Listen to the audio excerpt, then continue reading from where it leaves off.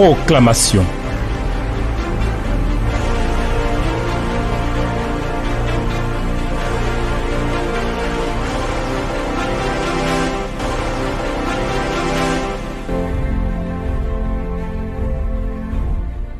Dans le ciel, sur la terre et dans les lieux en dessous de la terre, il n'y a point d'autre autorité qui soit élevée et qui s'établisse à la dimension du Dieu que tu es.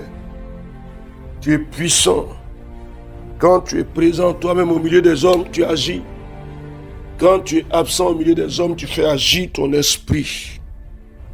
Et nous sommes héritiers de cette gloire et de cette grandeur divine par le Saint-Esprit que tu nous as donné et qui marche avec nous.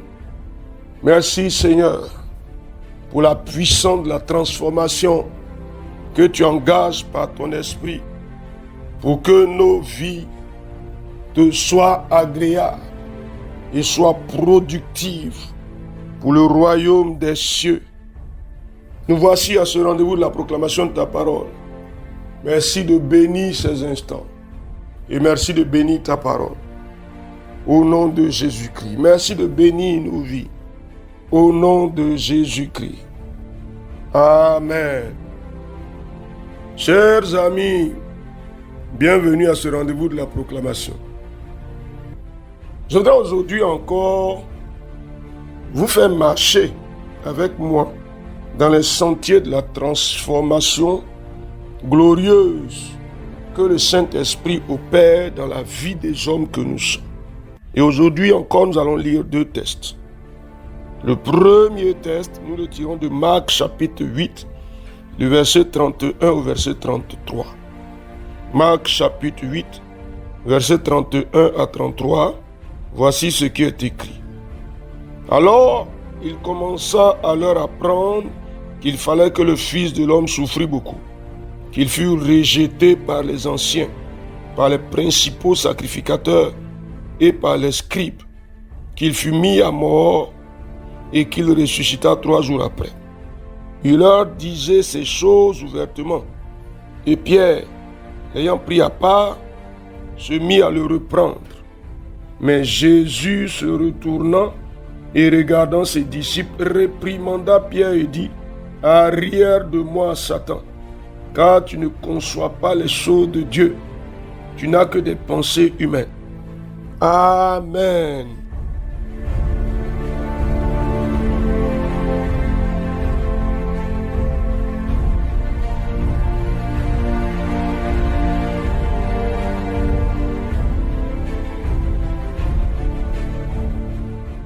Le deuxième texte nous conduira encore dans les Actes des Apôtres.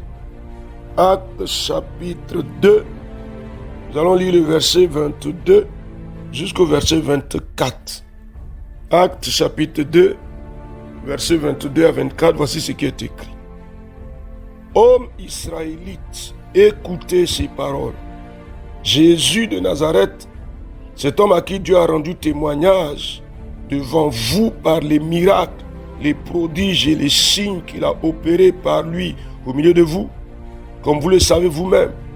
Cet homme livré selon le dessein arrêté et selon la prescience de Dieu, vous l'avez crucifié, vous l'avez fait mourir par la main des impies.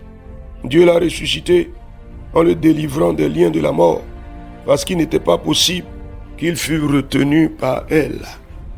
Amen.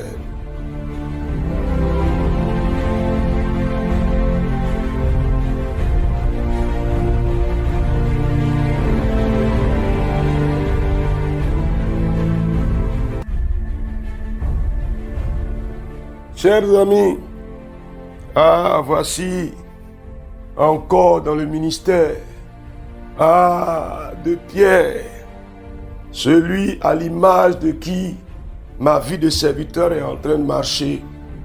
Pierre, avant la visitation du Saint-Esprit, qui s'oppose au dessein divin. Quand Jésus dit qu'il doit souffrir et il doit mourir. Mais quand le Saint-Esprit a visité Pierre, Pierre se tient devant les gens, les apôtres, et leur dit, que Jésus a été crucifié selon le dessein préétabli par la sagesse divine. Cher ami, regarde ce transfert, regarde cette compréhension qui change ce qu'il ne concevait pas, ce qu'il ne comprenait pas, ce qu'il n'arrivait pas à réaliser. Le Saint-Esprit l'a rendu capable de le concevoir, de le réaliser, de le comprendre. Ah, cher ami, est-ce que c'est possible? Pour toi, est-ce que c'est possible? Que Dieu étende les limites de ta compréhension. Que Dieu t'ouvre l'esprit par le Saint-Esprit pour saisir et pour comprendre les choses de Dieu. Ah, vous savez, au milieu de nous, beaucoup de personnes qui prêchent l'évangile ne comprennent pas les choses de Dieu. Et ils prêchent un message qui ne peut pas apporter des changements et des transformations dans la vie des gens. Parce que ce que tu n'as pas compris, tu ne peux pas le transmettre, tu ne peux pas le traduire. La puissance de Dieu ne peut pas se manifester à travers quelqu'un qui n'a pas compris les choses de Dieu.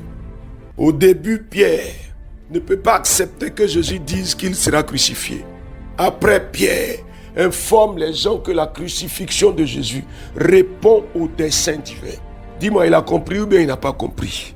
Ah, cher ami, dis-moi quelque chose. J'entre dans le prodige de la compréhension du dessein divin. Au nom de Jésus-Christ. Ah, j'entre dans la compréhension. Cher ami, dis quelque chose. Il me fait entrer, le Saint-Esprit me fait entrer. Il me fait comprendre, il me fait comprendre.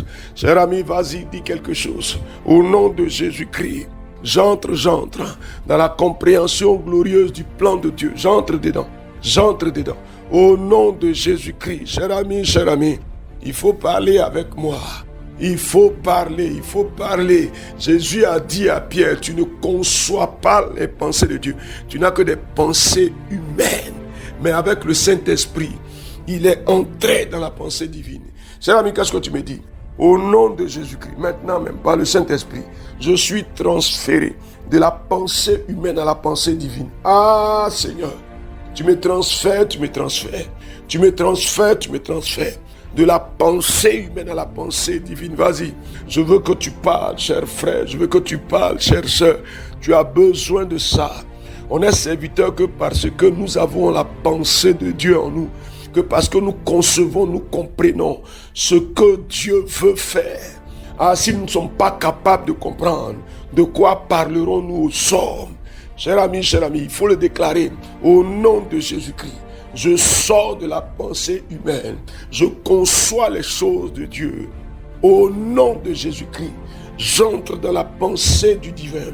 Au nom de Jésus-Christ, par le Saint-Esprit. Vas-y, s'il te plaît. Ah, il faut parler, frère, il faut parler. il faut parler. Ah, tu sais, les gens ont souvent un caractère difficile parce qu'ils ne comprennent pas les choses de Dieu. Ils n'arrivent pas à entrer dans la pensée de Dieu. Les gens ont souvent le cœur dur. Ils ont du mal à pardonner parce qu'ils ne conçoivent pas la pensée de Dieu. Ils n'entrent pas dans la pensée de Dieu. Les gens ont souvent le cœur difficile. Ils font des plans de méchanceté contre les autres parce qu'ils n'entrent pas dans la pensée divine. Ils ne conçoivent pas la pensée de Dieu. Mais je veux que tu déclares sur ta vie le bouleversement. Tout ce qui me rattache à la pensée de l'homme est renversé au nom de Jésus-Christ. Ça change. Vas-y, cher ami. Ça change. Je me détache, oh Dieu, de la pensée de l'homme et j'entre dans la pensée divine. Ah, Saint-Esprit, tu me fais concevoir les choses de Dieu. Vas-y, cher ami. Vas-y. Vous voyez, souvent notre univers de vie est devenu compliqué et difficile parce qu'on ne conçoit pas la pensée de Dieu. Dans les couples, la vie conjugale est devenue difficile parce qu'il y a quelqu'un qui veut vivre la vie conjugale selon la pensée de l'homme. Ce n'est pas possible. Ce n'est pas un univers de pensée humaine. C'est un projet de Dieu que Dieu nous invite à adopter. Cher ami, s'il te plaît, est-ce que tu peux te laisser transférer de la pensée de l'homme à la pensée de Dieu? Il faut le dire, pour ma vie conjugale, Je vis dans la pensée de Dieu. Je conçois les choses de Dieu. Je vis selon les choses de Dieu. Vas-y, vas-y, vas-y. Dans mes relations avec les autres, je marche dans la pensée de Dieu. Au nom de Jésus-Christ. Ah, cher ami, je m'échappe de la pensée de l'homme. Cher ami, la pensée de l'homme est difficile. Elle est confligène. La jalousie, la haine et toutes ces choses sont l'héritage de la pensée de l'homme. Mais regarde, l'amour profond est l'héritage de la pensée de Dieu. Ah, la grâce de Dieu vient sur nous par le Saint-Esprit. Et nous sommes rendus capables de penser les choses de Dieu. Les erreurs que les gens font. Quand par exemple une jeune femme veut se marier, elle fixe son regard sur des choses qui sont humaines. Des choses qui embellissent l'apparence. Quand un jeune homme veut se marier, il fixe son regard sur les choses humaines. Les choses qui embellissent l'apparence. Mais il faut saisir la pensée de Dieu pour trouver l'homme et la femme selon le plan et selon le modèle de Dieu. Cher ami, qu'est-ce que tu dis? Frère, sœur, qu'est-ce que tu dis? La pensée divine. J'en suis envahi dans tous les aspects de ma vie. Au nom de Jésus-Christ. Dans ma marche chrétienne, au nom de Jésus-Christ, dans mes relations avec les frères, avec les sœurs, au nom de Jésus-Christ, par le Saint-Esprit, je suis visité, je suis transformé, mon mode de fonctionnement est transformé, il est changé, mon mode de pensée est changé, il est transformé. Cher ami, s'il te plaît, il faut dénoncer les erreurs de la pensée humaine en toi. Je les dénonce et je les révoque. Les erreurs de la pensée humaine, je les dénonce et je les révoque. Je les dénonce et je les rejette. Je les dénonce et je m'en sépare. Je les dénonce et je les repousse. Les erreurs de la pensée humaine. S'il te plaît. Regardez comment quelqu'un peut vivre une vie qu'il valide, qui est une vilaine vie, qui est une mauvaise vie. Et il se défend dedans. Et il se débat, il lutte dedans.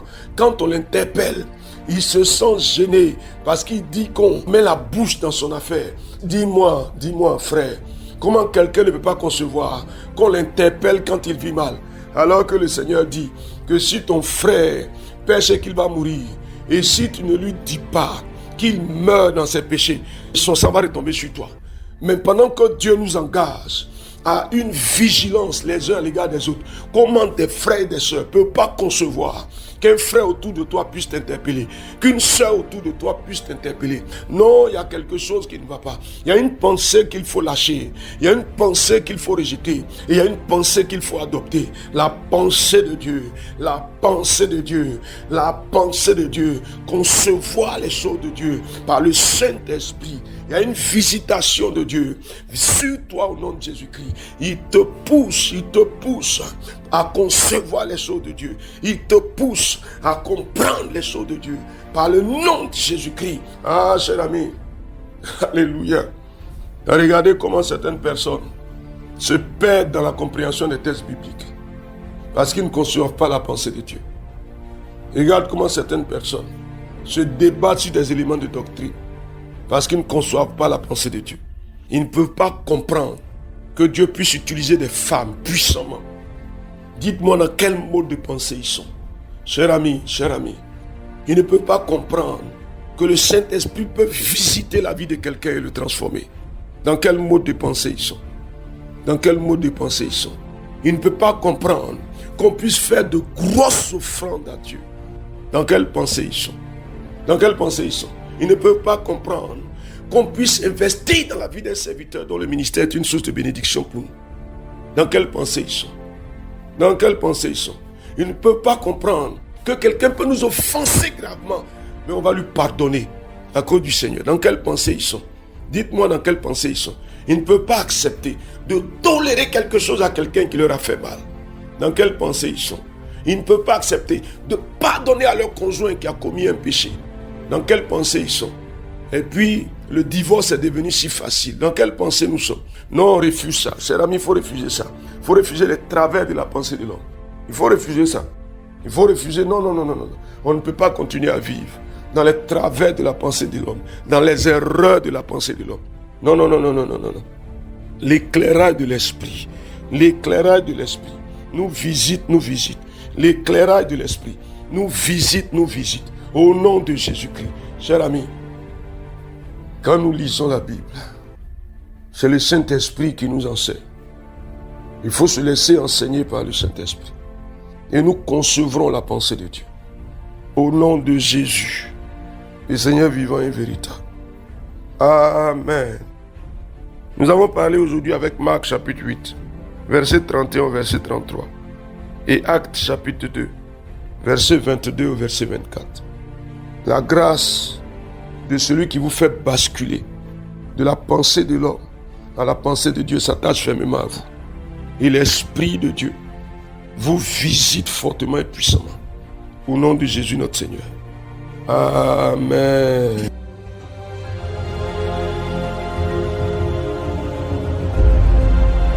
Proclamation. Dieu bénisse votre journée.